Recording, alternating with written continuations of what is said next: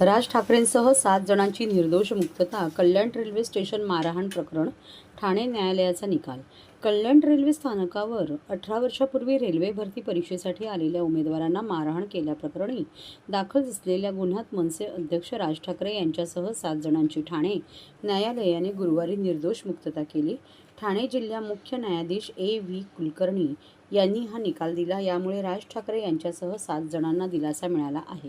रेल्वेची नोकर भरती परीक्षा 2008 मध्ये झाली. या परीक्षेसाठी कल्याण रेल्वे स्थानकात राज्याबाहेरून उमेदवार आले होते. या उमेदवारांना मारहाण झाल्याची घटना घडली होती. त्या काळात मनसेकडून परप्रांतीयांविरोधात आक्रमक भूमिका घेतली जात होती. तसेच रेल्वे भरती प्रक्रियेत बिहारी तरुणांना प्राधान्य दिले जात असल्याचा आरोपही करण्यात आला होता. त्यामुळे या मारहाणीच्या घटनेनंतर राज ठाकरे यांच्यासह मनसेच्या 7 कार्यकर्त्यांविरोधात गुन्हे दाखल करण्यात आले. त्यातील 2 जणांचा गेल्या काही वर्षात मृत्यू झाला. त्यामुळे राज ठाकरे यांच्यासह 7 जणांविरोधात सुरुवातीला कल्याण न्यायालयात सुनावणी सुरू होती. नंतर हे प्रकरण ठाणे न्यायालयात वर्ग करण्यात आले. 8 मे झालेल्या सुनावणीत राज ठाकरे यांच्यासह 6 जण न्यायालयात हजर झाले होते. राज ठाकरे ठाण्यात येणार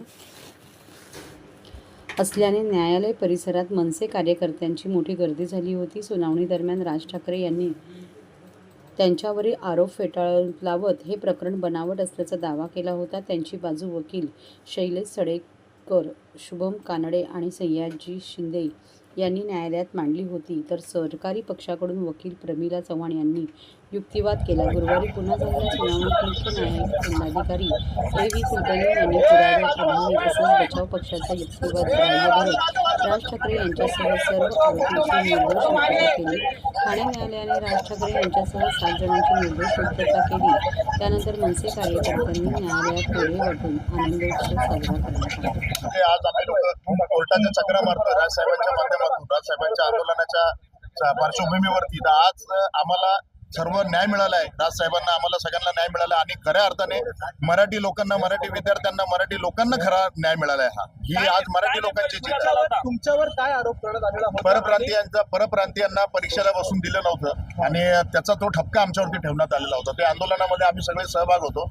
त्या सहभागामध्ये आरोप आमच्यावरती लावण्यात आलेला होता. तर आज न्यायालयाने तो आम्हाला मुक्तता केलेली आहे.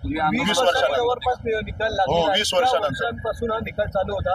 या 20 वर्षामध्ये काही मानसिक त्रास, शारीरिक त्रास भरपूर निकाल लागल्यानंतर काय झालं? भरपूर न्याय झाला, भरपूर अन्याय झाला आमच्यावरती. 20 वर्ष आम्हाला कल्याण कोर्टातून इकडे, कल्याण कोर्टात ज्या टायमाला सगळं रिन्युएशनला आलं, तिथून मग परत इकडे आमची केसच सापडत नव्हती. इथे ट्रान्सफर केली. इथे ट्रान्सफर केल्यानंतर आता ती चालली आणि आजच्या तारखेमध्ये खऱ्या अर्थाने आम्हाला न्याय मिळाला.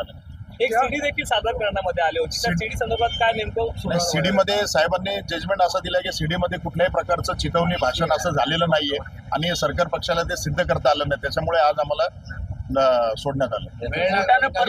हो, वेळ लागला. 18 वर्ष आता वय काय?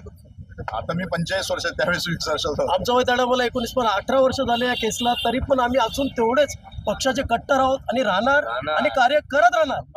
बस मराठी माणसाची जी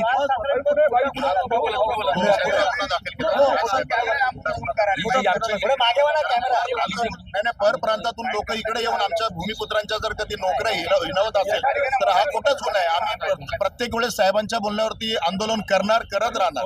आम्ही प्रत्येक टायमाला साहेबांचा आदेश आला, जिकडे असेल तिकडे ती वेळ, काळ आणि ती जागा न बघता आम्ही आंदोलन करणार म्हणजे करणार. 18 वर्ष झाले पक्षाशी अजूनपर्यंत आम्ही एक निष्ठा आहोत.